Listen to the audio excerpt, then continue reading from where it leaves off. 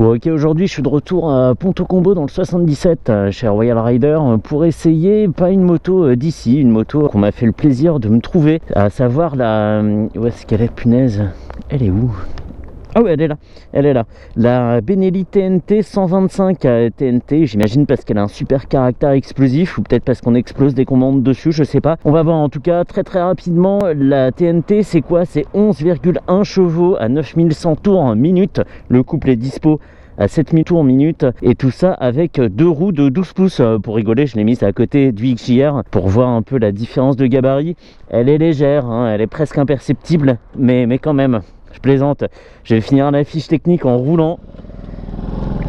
Comme ça, ça me permet de partir un petit peu plus vite. Alors, cette fiche technique, même si on m'a dit l'autre jour qu'il y avait trop de chiffres et que c'était imbitable, etc., ou qu'on avait du mal à digérer, je me souviens plus. Bref, il faut bien faire le minimum. Donc cette Benelli TNT 125, je l'ai dit, elle se déplace sur deux roues de 12 pouces. À l'avant, on a un disque de 210 mm de diamètre avec un étrier 3 pistons qu'on voit ici en position presque radiale, c'est un peu bâtard. 210 mm à l'avant, 190 à l'arrière avec un étrier simple piston. À l'avant, le pneu, je l'ai dit, il fait 12 pouces, 120 de large, à l'arrière 130 de large, donc très peu de différence entre l'avant et l'arrière. Ça lui donne un air un petit peu balourd, je trouve. L'avant presque aussi gros que l'arrière, enfin presque aussi large que l'arrière. Mais bon, quoi d'autre? 11 chevaux, je l'ai dit, c'est un petit mono, 125 cm3. Le réservoir contient 7,2 litres d'essence, 2,1 litres au 100. Donc si j'ai bien suivi mes cours de maths, on doit pouvoir faire 350 km avec un plein, ce qui est vraiment pas mal, hein, dans un si petit gabarit.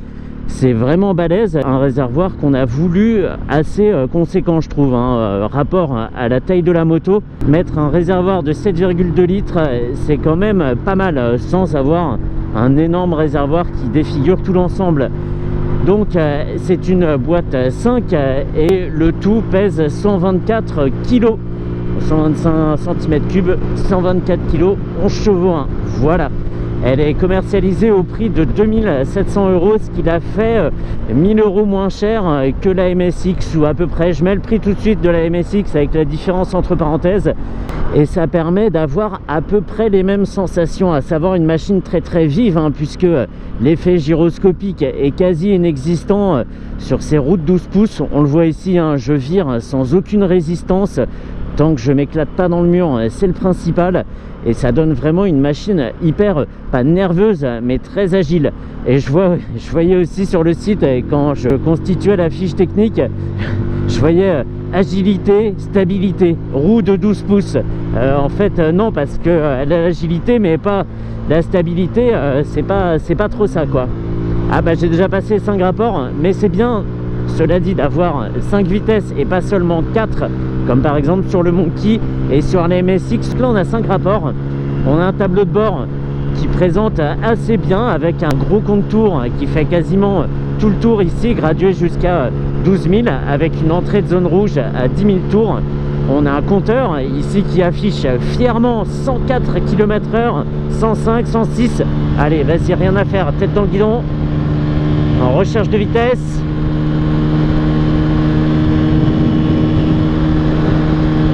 Allez, 112. Donc il y a une jauge à essence sur 5 segments. Ok, 112, c'est rupteur, on est à 9000 tours. C'est marrant parce que on annonce une puissance maximum obtenue à 9500 tours, mais par contre à 9000 tours, t'es au rupteur. Bon, bref, de toute façon, on va déjà assez vite, et les vibrations que ça génère, notamment dans l'entrejambe et dans les pieds, te dissuade clairement d'aller plus vite, que ce soit en descente avec le vent dans le dos, la tête baissée, ou les trois en même temps. C'est difficilement supportable, les vibrations de ce petit mono à des régimes aussi élevés. Mais on peut plafonner aisément comme ça à plus de 100 km/h compteur.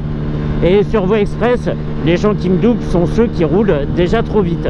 Donc je suis bien, je suis à l'aise. C'est vrai que je prends pas énormément de place, autant en largeur qu'en hauteur, superbe.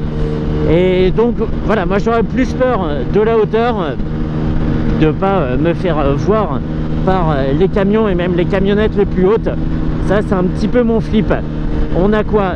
Une horloge, un trip A, un trip B, un totaliseur, etc. Et une vitesse en miles per hour, 68 miles per hour. Et c'est marrant, il y a un bouton qui fait ça. Il y a un bouton, il est là, voilà. Ça veut dire qu'on peut la commercialiser mondialement sans difficulté. Ouais, qu'est-ce que c'est vif! Allez, allez! Bon, pour l'instant, j'ai pas explosé, même pas le compteur et même pas mon permis. Donc c'est bien.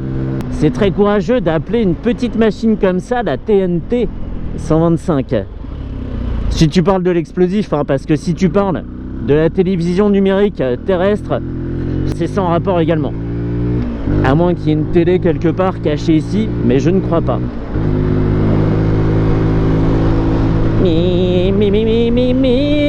J'aurais trop aimé. Alors, je vais expliquer pourquoi je passe ici. Exceptionnellement, je l'explique aujourd'hui.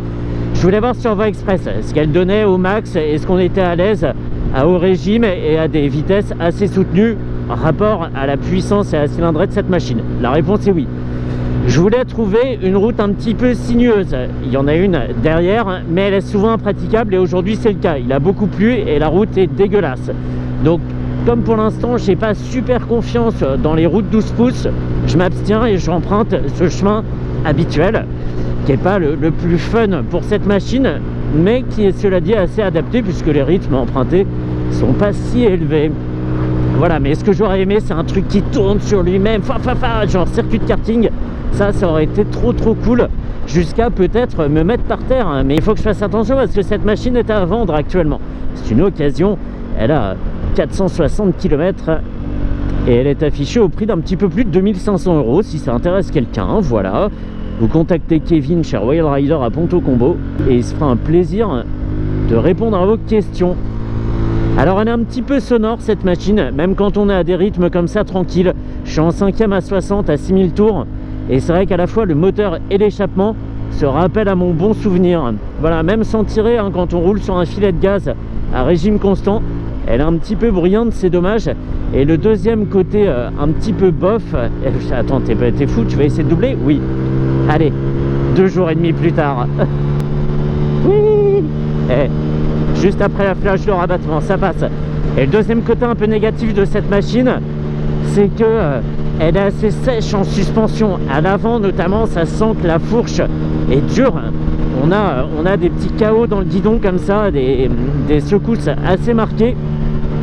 C'est aussi parce que sur un poids assez faible comme celui-ci, hein, 124 kg, je le rappelle, la suspension ne peut pas travailler trop de façon marquée non plus. On n'a pas beaucoup de poids suspendu, donc c'est un petit peu plus sec forcément. Non mais il faut que tu oublies que t'es pas sur un gros cube là, mec.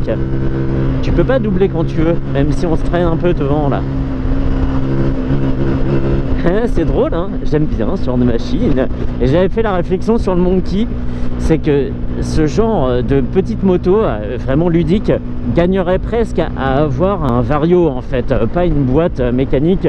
Ça serait presque encore plus fun, on n'aurait qu'à tourner la poignée et hop, vogue la galère, ça serait vraiment pas mal. Et on retrouve tout à fait les sensations du MSX avec un amortissement, je le disais, plus ferme. Et moi ce que j'aimerais bien, c'est que Kawasaki commercialise la Z125 Pro. La Z125 on l'a, hein, c'est la normale, voilà, avec ses roues de taille normale. Et la Z125 Pro, c'est quasiment celle-ci. D'aspect elles sont similaires, c'est presque des jumelles. Donc c'est une 125 à toute petite roue, mais elle n'est pas pour nous. On en trouve en Angleterre, on en trouve aussi au Canada, mais pas chez nous. Je vais les laisser aller un petit peu. Moi oh papa, attends, tu vas te calmer là. Oh, j'abîme un peu ma chaussure par terre, c'est pas très grave. Mais, je suis à 2 cm du cale-pied.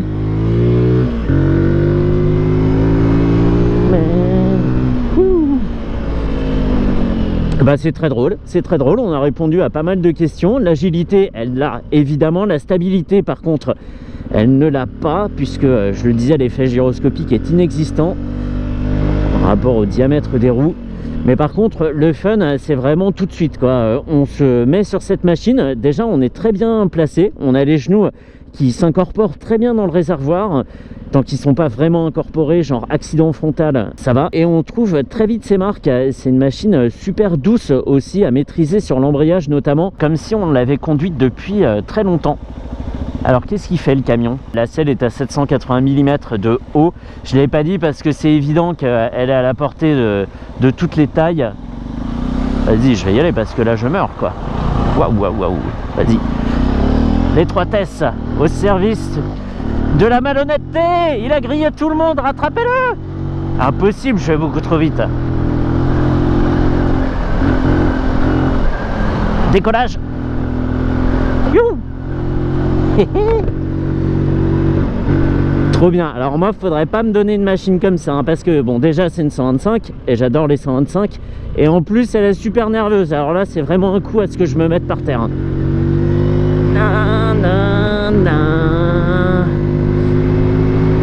Je crois que j'ai pas besoin de faire les bruits à la bouche, hein. Il me semble pas. Hein. Faut que je relise mon contrat, mais je crois que c'est pas dedans. Hein. Donc je vais me taire au lieu de faire nanana. Je m'en fous, c'est ma chaîne, je fais ce que je veux. Et ben je suis super content. Ça faisait 3 ans. Ça faisait 3 ans que je la cherchais, la TNT, puisqu'elle a existé les années d'avant. Là, elle a été restylée il n'y a pas très longtemps.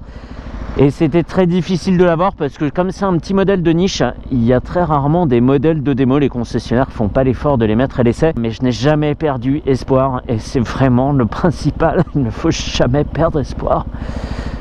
Et donc voilà, tout vient à point à qui sait attendre. Bonjour. Hein? Ouais, exactement, ouais. J'ai mis exprès aujourd'hui, voilà. Ça faisait longtemps. Et ben voilà, vous saurez que vous serez dans la vidéo de la TNT. Ok? Allez, bonne journée, bon week-end. Mais je suis une star! Je vais dans le 77 pour pas être reconnu, je monte jamais ma tête et puis on m'arrête quand même. Ah super, super, c'est très drôle, c'est très drôle. Ça m'est déjà arrivé quelques fois, c'est toujours surprenant, c'est fou. Moi je fais mon petit truc dans mon coin et trop marrant quoi, trop marrant. Ah là là, bon voilà, cette Benelli elle fait aussi bien le boulot que la MSX de chez Honda, avec, cela dit, un petit bémol sur la fiabilité qui est inconnue. Attends, je me suis gouré? Non, c'est bon, je me suis pas gouré. La fiabilité, on n'a pas énormément de retour sur ce petit mono de 125 cm3, donc c'est pas à vos risques et périls quand on choisit cette machine là, mais on n'aura pas forcément l'esprit aussi tranquille que avec la concurrente. 2700 € pour celle-ci et 1 € pour la MSX. C'est 3500 € je crois la MSX, ou 3700. Il faudra faire le calcul quoi. Est-ce qu'on veut prendre ce risque? Si on peut parler de risque, hein, il y a pire dans la vie. Donc voilà, mais sinon d'un point de vue prestation, c'est très similaire à ce qui se fait chez Honda, hein, vraiment. Elle est cool, hein. Je crois qu'ils n'avaient pas la place de mettre plus de phares dans ce bloc. Ok. Et niveau finition, c'est cool. Ça c'est quoi? C'est le capteur de vitesse. Clignot LED. Petit bloc tout propre. Mini démarreur. Petit bocal de frein. Échappement slash cut. Ah, elle est chouette. Elle est chouette. Et la marque des pneus, je ne l'ai pas donnée parce que je la connaissais pas. Les pneus, c'est des Cordial, c'est vrai, Cordial, et je fais tout le temps la blague, je vais la faire ici aussi, puisqu'ils sont deux, ils sont cordiaux, voilà, super. Et c'est sur cette blague pourrie qu'on peut se quitter. On se retrouve jeudi prochain avec une bonne nouveauté, j'espère, parce que là c'est plutôt calme en ce moment. Et il y a une fourche inversée, je ne l'avais pas dit, c'est trop bien. Ça c'est vrai, c'est vrai.